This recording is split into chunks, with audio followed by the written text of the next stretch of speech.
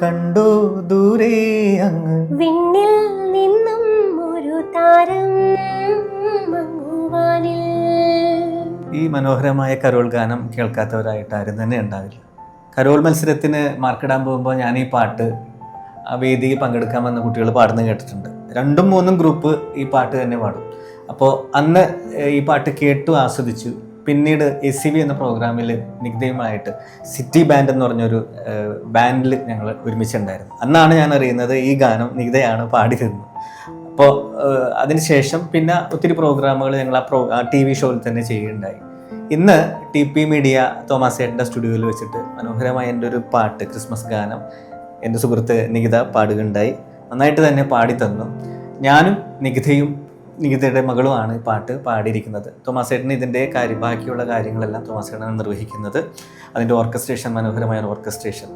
ഒത്തിരി സന്തോഷത്തോടുകൂടി തൃശ്ശൂരാണ് TP മീഡിയ സ്റ്റുഡിയോ. ഈ പാട്ടിനെ കുറിച്ച് എന്തെങ്കിലും ഒന്ന് പറയാമോ? അത് കുറേ വർഷങ്ങളായിട്ട്, ആക്ച്വലി 2016 ചേട്ടാ, 2016 നമ്മുടെ ഒരു പ്രോഗ്രാമിനൊക്കെ ശേഷം ആന്റണി ചേട്ടൻ എനിക്കൊരു മെസ്സേജ് അയച്ചിരുന്നു, നികിത സുഖമാണോ?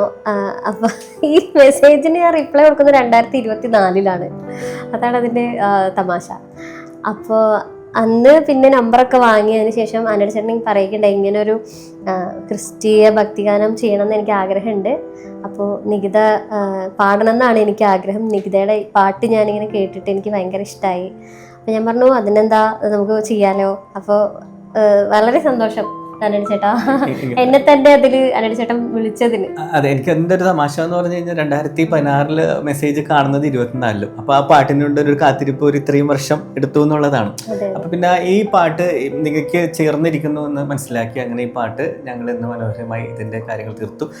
അടുത്ത ദിവസങ്ങളിൽ ഈ പാട്ട് ഇറങ്ങുന്നതായിരിക്കും.